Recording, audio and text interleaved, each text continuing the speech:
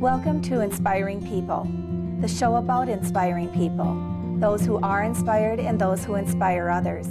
We all know them. They're good examples, they're supportive, they embrace life, they live inspiring lives in their day-to-day actions, and in turn, inspire others to do the same. Hi, welcome to Inspiring People. My name is Mary Otto. I'm the host of the show, and with me today for part 2 of an interview is Orlo Gilbert. Welcome back, Orlo. Thank you. And his guest who is joining us, and that is Rhonda Burnham. Welcome back, Rhonda. Thank you. For those of you who maybe weren't able to see the first show, the first part of this interview, we're going to pick up with Orlo's love of cars and what he is doing with those cars. What we would, at the end of the last show, we just were able to find out some of the cars, some of his stars, and now we're going to ask him to finish on that a little bit. So let's talk a little bit more about, did you mention that there's an antique car club, or is there one in this area? Right.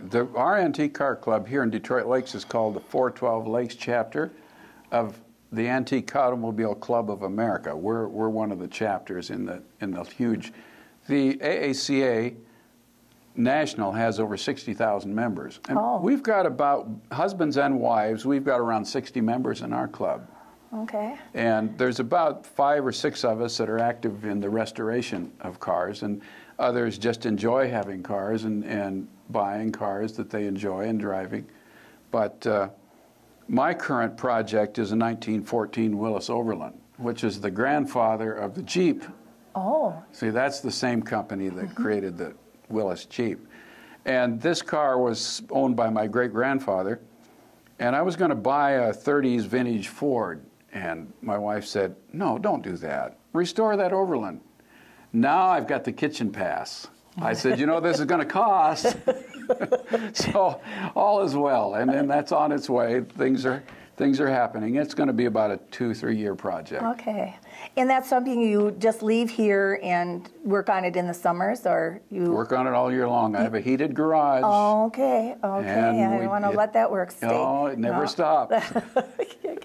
I'd like to tell the viewers that my relationship with Orlo began when I met him through community theater here in Detroit Lakes, Playhouse 412. I believe that's when we first met. And with his music background and so on, he was willing to share with us his talents on a couple of the productions. So for those people who may have seen the productions or remember you from your artistic resume, why don't you tell us a little bit about your involvement in the theater and the music community here in Detroit Lakes? You know, I don't know how I got involved in it, actually, except I think I played violin with one of the shows, and then somebody suggested I direct it, I guess. That could have been me. But if that praise or if that recognition goes to somebody else, please call me and let me know, but I think it could be me. Okay. And so we did that for several summers, and we had a good time with it. I really enjoyed it. But it got to be, the resort business got bigger and more involved, and I really couldn't take the time out to do it. So it was a very meaningful experience, and I'm glad we did it. Well, and in those days we had huge summer productions and on stage at the what's now the middle school, and so we were always pleased and felt privileged to have musicians such as yourself come in and help us in the community. We had some good pit orchestra players, We did have wonderful pit orchestras, yes indeed.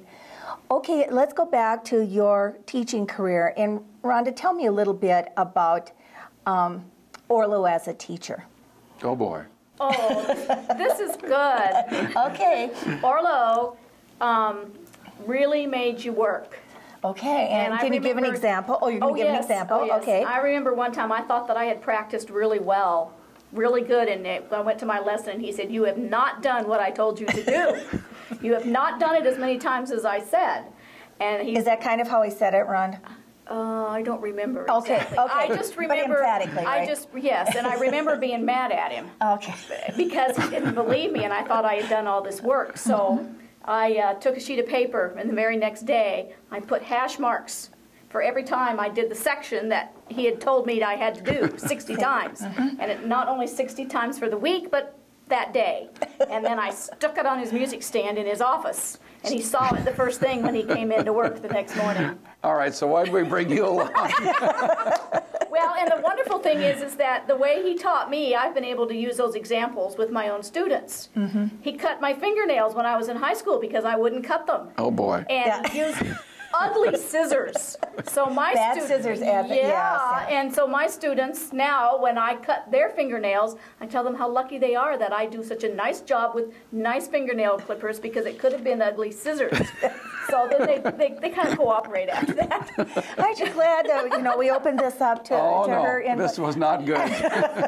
No, but really his attention to details is what produced his good orchestras and the finesse and the polish that he did with the performances with just students. And most of them weren't music majors. They were just kids who loved music and really enjoyed spending time with him as a person. Because his antique cars were even going then.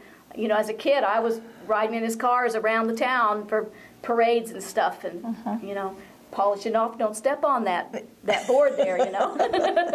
Well, great. That's, see, it's good to have that other side of you come through in this, that it is it? It is, it definitely is. Let's talk about you, the resort owner. How long have you have you owned the resort? We owned it for 24 years. Okay. And sold it about, 5 years ago. Oh, all right. We'd both my wife and I had it. We were tired of it, and things just weren't. It was time to give it up, and it was family property. So I thought it was sacred ground. Since I'm not the family member, I thought we can't sell this. And one day I said to my wife, "Is there any chance of selling this resort?" "Oh," she said, "I've been waiting for you to say that." I said, "Well, I thought I wasn't supposed to talk about it." "Oh," she said, "let's get rid of it quick."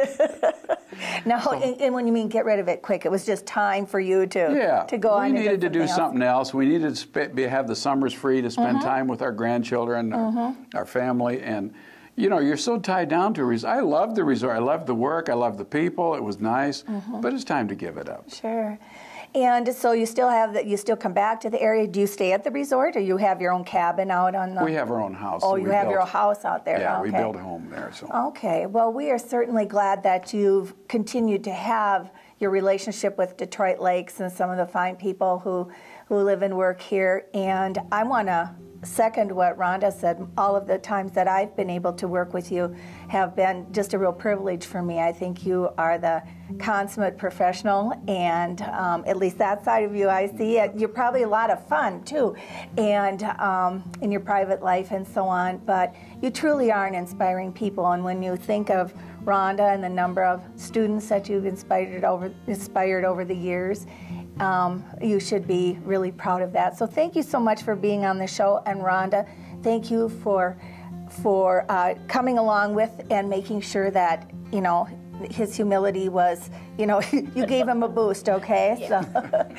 and you had mentioned something about the car that you're restoring. When and how would the general public ever get to see that car? Oh, it'll be out. We'll take it to all the national shows and local shows. And when it goes through all that, then we're going to tour. My wife and I are going to tour with it. Okay. And so we'll drive put a lot of miles on that car when it's done. Okay, and maybe up and down the city beach a little bit. Oh, you'll see it. Okay, that sounds great. Thank you again, Orlo and Rhonda, for being on the show. Thank you.